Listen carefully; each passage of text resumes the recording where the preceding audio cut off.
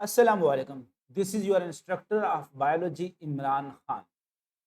इस वीडियो में मैं डिस्कस करने जा रहा हूँ चैप्टर नंबर 14 के इम्पॉर्टेंट शॉर्ट और लॉन्ग क्वेश्चन, क्योंकि ये चैप्टर बहुत ही लेंथी चैप्टर है।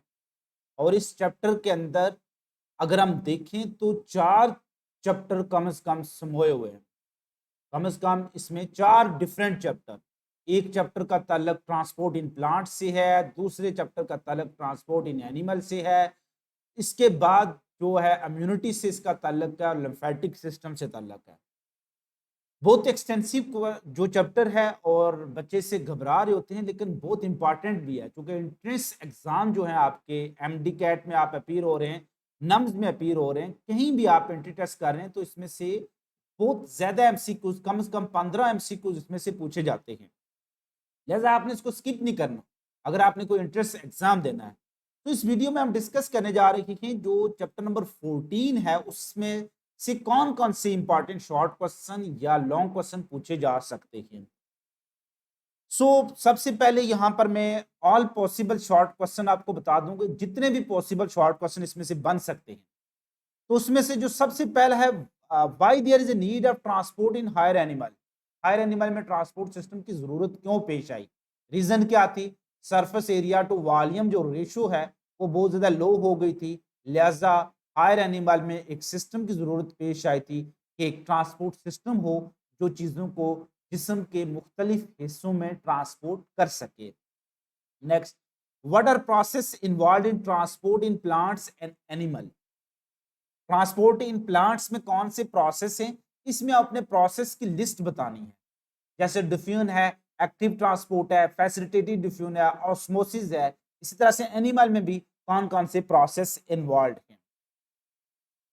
What is osmosis, give its types. Osmosis को डिफाइन करना है, व्हाट इज ऑस्मोसिस में, और उसकी types 1 and 2, x osmosis and osmosis, दोनों को लिखना है लिस्ट, और एक एक लाइन में उनकी डेफिनेशन बता देनी। डिफ्यूजन और फैसिलिटेटेड डिफ्यूजन में डिफरेंस है, डिफरेंशिएशन है, वो पूछा जा सकता है, और ये भी एक इंपॉर्टेंट शॉर्ट क्वेश्चन आपसे पूछा जा सकता है।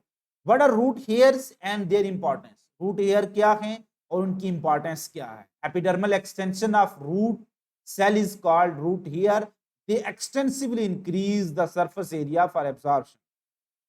Differentiate between apoplast and symplast pathway. इस पर मैं 3 in 1 डेफिनेशन बच्चों को बता रहा हूँ। वो डेफिनेशन ये है कि तीनों डेफिनेशन में आपने लिखना है, it is a pathway that involve transport of material from. तो पहले नहीं पढ़ा, दोबारा बता देता हूँ। It is a pathway that involve, तो पाथवे है ना, रास्ते के, it is a pathway that involve transport of material from cell wall to cell wall to apoplast. क्या वर्ड लगाना है? Cell wall to cell wall to apoplast. From cytoplasm to cytoplasm through plasmodesmata. From protoplasm to protoplasm लगा देंगे तो symplast, और from vacuole to vacuole लगा देंगे तो vacuolar pathway. What is vacuolar pathway? Definition बता दिया। Define ascent of shape, one of the important topic है, जिसको हम टैक्ट फोर्सेस भी कहते हैं, कोहेरेंट टेंशन थ्योरी है, उसको आपने एक्सप्लेन करना है। लेकिन इसमें जो एसेंट ऑफ सैप का मतलब ये नहीं है coherent tension theory. Ascent of sap is just upward movement of water and dissolve mineral from root xylem to leaf. What is coherent tension theory? यहां पर आपने कोहेरेंट टेंशन थ्योरी की statement बतानी है। According to this theory, by coherent tension of water molecule and transpiration pull providing the necessary energy, water and dissolved mineral are transported upward from root xylem to the leaf. What is difference between cohesion and adhesion? दोनों का difference बताना है। Role of transpiration pull in ascent of sap क्या है? Role of transpiration पुल, जो पुल क्या करती है, it is the main force that is involve in coherent tension theory, और ये टेंशन जनरेट करती है। What are guard cell in their function? Stomata जो होता है, उस हर स्ट्रोमेटा जो होता है, स्ट्रोमेटा एक हम सुराख को कहते हैं। तो ये जो सुराख होता है ना, इसके जो अफाजती सेल होते हैं, इनको गॉड सेल कहते हैं। तो guard cell protect the stomata. What is starch sugar hypothesis? ये opening and closing of stomata में दोनों हाइपोथेसिस बहुत इंपॉर्टेंट है, चाहे शॉर्ट क्वेश्चन हो चाहे लॉन्ग क्वेश्चन हो। Role of hormone in opening and closing of stomata, तो इसमें जो बिल्कुल साइटोकाइनिन है उस हार्मोन का तल्लुक ओपनिंग ऑफ स्टोमेटा में है और एब्सिसिक एसिड का तल्लुक क्लोजिंग ऑफ स्टोमेटा से है। What is role of blue light in opening and closing of stomata? Blue light enhance करती है, पंप करती है प्रोटॉन आउट और it result in active uptake of potassium into the guard cell. As a result होता क्या है कि जो गॉड सेल टर्जिड हो जाते हैं, स्टोमेटा ओपन हो जाते हैं। What is difference between sieve tube and sieve elements? Main basic functional unit of phloem is called sieve tube. It is the functional unit of this phloem tissue. And sieve tube are comprised of individual element called sieve elements. What are companion cell? Cell that are adjacent to sieve tube and that provide protein, nutrient, energy to sieve tube. They are called companions. Company से है, साथ देने वाले cell. Difference between source and sink very important है। जो बिल्कुल जब हम ट्रांसलोकेशन ऑफ फूड पढ़ते हैं, ऑर्गेनिक फूड, तो वहां पर सोर्स एंड सिंक का डिफरेंस है। What is short distance transport? ये जो मेसोफिल सेल ऑफ लीफ से सुक्रोज निकलकर सीव ट्यूब तक जाता है, इसको कहते हैं शॉर्ट डिस्टेंस ट्रांसपोर्ट। इसमें डिफ्यूजन होती है, एक्टिव ट्रांसपोर्ट होती है। Active theories and passive theories का डिफरेंस बताना। अब यहां पर बड़ी मजे की चीज है कि एक्टिव ट्रांसपोर्ट भी है और एक्टिव थ्योरीज भी हैं। एक्टिव थ्योरीज ये बताती हैं कि transport of sucrose from source to sink take place with the help of active transport, तो इसको कहेंगे एक्टिव थ्योरी। पैसिव थ्योरी बताती हैं कि transport of sucrose from source to sink take place with the help of passive transport, तो so these are passive theory. Pressure flow theory को define करना है। Difference between open circulatory system and close circulatory system, इन दोनों के दरमियान difference short long दोनों लिहाज से इंपॉर्टेंट है। Component of circulatory system of animal, तीन बड़े कंपोनेंट हैं। सर्कुलेटरी फ्लूइड ब्लड है, पंपिंग ऑर्गन हार्ट है और ब्लड वेसल्स हैं। डिफरेंस बिटवीन ए ग्रेन्युलोसाइट्स, ये वर्ड थोड़ा सा स्पेल मिस्टेक होगी, ए granulocytes and granulocyte, white blood cell की दो बड़ी टाइप्स हैं, इनके दरमियान कंपैरिजन बताना है। Difference between white blood cell and red blood cell, कम से कम 3-4 डिफरेंस आपको आने चाहिए। What is composition of human blood? Human blood की कंपोजिशन में एक का है ब्लड प्लाज्मा और दूसरा है ब्लड सेल और cell like bodies. Composition of blood plasma, वो 6 एलिमेंट्स के सिर्फ नाम लिखने हैं। What are function of blood? इसमें प्लाज्मा में मैं आपको एक्सप्लेन करवा दूं कि प्लाज्मा जो होता है ना, वो 90% वाटर होता है और 10% इसमें डिजॉल्व सब्सटेंस होते हैं, और ये डिजॉल्व सब्सटेंस 6 कैटेगरी से तलक रखते हैं, उनके नाम आपने लिखने हैं। फंक्शन ऑफ ब्लड है, बहुत से फंक्शन है, 2-3 आपको याद रहने चाहिए। आप जो अगर उसने सारे पूछे हैं तो आप सारे लिखेंगे, लेकिन अगर जस्ट लिख दे what are function of blood, तो आप कम से कम 10 फंक्शंस हैं उनकी सिर्फ हेडिंग लिख दें। What is leukaemia? White blood cell cancer. What is oedema? ये भी है एक कंडीशन है जिसमें एक्स्ट्रा सेलुलर फ्लूइड जो होता है, बॉडी फ्लूइड एक्सेस हो जाता है, फेलियर ऑफ लिम्फेटिक सिस्टम है। थैलेसीमिया जो हीमोग्लोबिन एबनॉर्मलिटीज है, ये आरबीसी से रिलेटेड एक इशू है। What R component of circulatory system of vertebrate? वही जो कंपोनेंट ऑफ ह्यूमन है सर्कुलेटरी सिस्टम के, वही इनके भी हैं। डिफरेंशिएट बिटवीन पल्मोनरी सर्कुलेशन और सिस्टेमिक सर्कुलेशन, ये दो सर्कुलेशन है, इनके दरमियान डिफरेंस। मैं बिल्कुल सिंपल सी डेफिनेशन बच्चों को बता रहा हूँ कि सेंटर में रखें आप हार्ट, और टॉप पर क्या है लंग्स, और बॉटम पर क्या है बॉडी।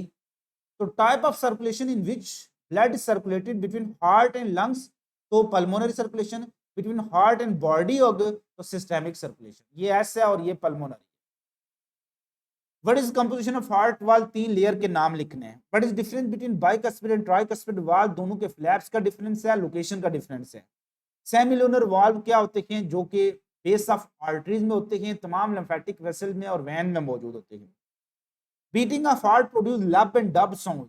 फेलियर ऑफ जो आपको पता है closure of cuspid valve produce lub sound and closure of semilunar valve produce dub sound. Artificial pacemaker क्या होता है? एक बैटरी आप कनेक्ट कर देते हैं हार्ट के साथ, जो कि करंट या वोल्टेज जनरेट करती है, इसको कहते हैं artificial pacemaker. Heart cycle की डेफिनेशन, हार्ट साइकिल बहुत इंपॉर्टेंट है, शॉर्ट लॉन्ग क्वेश्चन दोनों लिहाज से।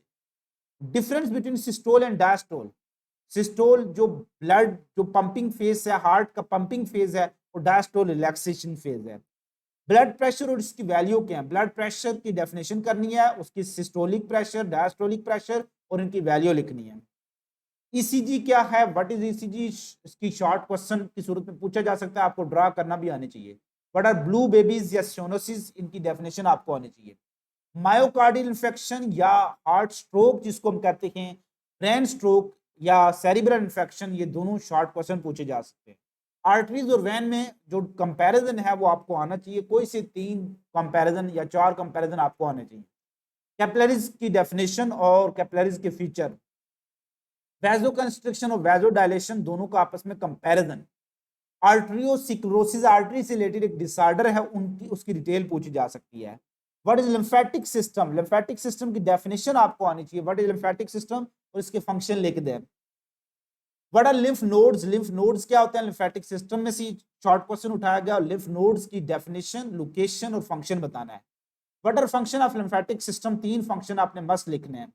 इम्यून सिस्टम क्या होता है, इम्यून सिस्टम के कंपोनेंट आपने मस्त बताने हैं। एंटीबॉडीज क्या होती हैं और इनकी जो डायग्राम है वो ड्रा करना आपको मस्ट आनी चाहिए और इसकी लेबल डायग्राम आपको पता आनी चाहिए। Cell mediated and cell humoral response, जो इम्यून रिस्पांस है, वेरी इंपॉर्टेंट शॉर्ट क्वेश्चन है, लॉन्ग क्वेश्चन में पूछा जा सकता है। इम्यूनिटी वाला टॉपिक वेरी वेरी इंपॉर्टेंट है, हर सूरत में इस पूरे टॉपिक को आपने करना है, चाहे शॉर्ट लॉन्ग एमसीक्यूज हर लिहाज से आता है। एंट्री टेस्ट में से भी क्वेश्चन पूछे जाते हैं। Immunity and give its types, active, passive और उनके आगे टाइप्स। नेचुरली इंड्यूस इम्यूनिटी है जिसको ऑटो इम्यूनिटी कहते हैं। व्हाट इज ऑटो इम्यूनिटी, इसकी डेफिनेशन आपको आनी चाहिए। एक ऑटो इम्यूनिटी होती है और एक ऑटो इम्यून डिसऑर्डर है, दोनों डिफरेंट टर्म है, इनको ध्यान में रखना चाहिए। एक्टिव और पैसिव इम्यूनिटी का डिफरेंस आपको। अब हम आते हैं मोस्ट इंपॉर्टेंट शॉर्ट क्वेश्चन जो अक्सर पेपर में पूछे गए हैं, वो कौन कौन से। What do you know about guttation, guttation exudation, root pressure के नीचे एक छोटा सी टर्म लिखी हुई है, वेरी इंपॉर्टेंट है, शॉर्ट क्वेश्चन में पूछी जा सकती है। Cell mediated and cell humoral immune response, very important है। मायोकार्डियल इन्फेक्शन क्या है उसके बारे में पूछा जा सकता है। ईसीजी के बारे में पूछा जा सकता है। एक्टिव और पैसिव इम्यूनिटी, आप देखें इम्यूनिटी में से क्वेश्चन बहुत ज्यादा आ रहे हैं, तो इम्यूनिटी वाला टॉपिक आपने मस्ट करना है। State pressure flow theory very important है, किसने ये दी थी, आर्मस्ट्रांग ने दी थी, वो आपने शॉर्ट क्वेश्चन में लिखना है। एपोप्लास्ट और सिम्प्लास्ट तीनों पाथवे आपको आने चाहिए। Hypertension, extra ordinary high blood pressure, जो एक प्रोलॉन्ग्ड हाई ब्लड प्रेशर होता है उसको हाइपरटेंशन कहते हैं, जिसकी वजह से कंजेस्टिव हार्ट फेलियर हो सकता है। What are function the blood, very important है। अब इसमें से जो एक्सटेंसिव क्वेश्चन कौन कौन से पूछे जा सकते हैं, coherent tension theory very important है, किसी सूरत में इसको मिस नहीं करना। Opening and closing of stomata में दोनों हाइपोथेसिस, पोटेशियम इनफ्लक्स या starch sugar hypothesis, very important है, मिस नहीं करना है।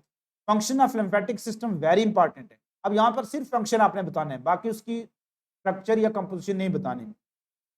स्ट्रक्चर ऑफ हार्ट है, वेरी इंपॉर्टेंट है। डिफरेंट टाइप ऑफ इम्यूनिटी है, short question, long question, short question हर लिहाज से पूछी जा सकती हैं। ओपन और क्लोज सर्कुलेटरी सिस्टम, जो अर्थवर्म और कॉकरोच का कंपैरिजन दिया हुआ वो आपको आना चाहिए। और explain composition of and function of blood. तो यहाँ तक हमने चैप्टर नंबर 14 के इंपॉर्टेंट शॉर्ट और लॉन्ग क्वेश्चन को डिस्कस किया। उम्मीद करता हूँ आपको ये वीडियो पसंद आई होगी। अब आपसे एक दरख्वास्त ये है कि आप एक चैनल को सब्सक्राइब कर दें, अगर आपने किया हुआ तो फिर ज़रूरत नहीं है, लेकिन अगर नहीं किया है तो इस चैनल को सब्सक्राइब कर दें। बहुत इंपॉर्टेंट इंटरेस्टिंग वीडियो जो आपको किसी भी कैरियर में हेल्प कर सकती हैं आपको मिलेंगी। इसके अलावा भी इस चैनल पर मैं बहुत सी इंपॉर्टेंट इंफॉर्मेटिव वीडियो आपके लिए ऐड करता रहूँगा। और याद रखना, अगर आप किसी अपने दोस्त का भला करेंगे तो अल्लाह ये नेकी रिटर्न में आपकी तरफ आ जाती है। आप ये शॉर्ट क्वेश्चन अपने दोस्त को सेंड करते हैं, ये वीडियो का लिंक, तो इससे उसको भी बहुत सी चीजें पता चल जाएंगी। अल्लाह आपको इसका अजर देगा और आपके लिए आसानी पैदा करेगा, और आपके लिए एग्जाम में बहुत ज्यादा आपको हो सकता है कि अल्लाह इस तरह से हेल्प करे, जैसे मेरे साथ होता था कि वो क्वेश्चन बार बार मेरे जहन में आना शुरू हो जाता था जो पेपर में आया होता था।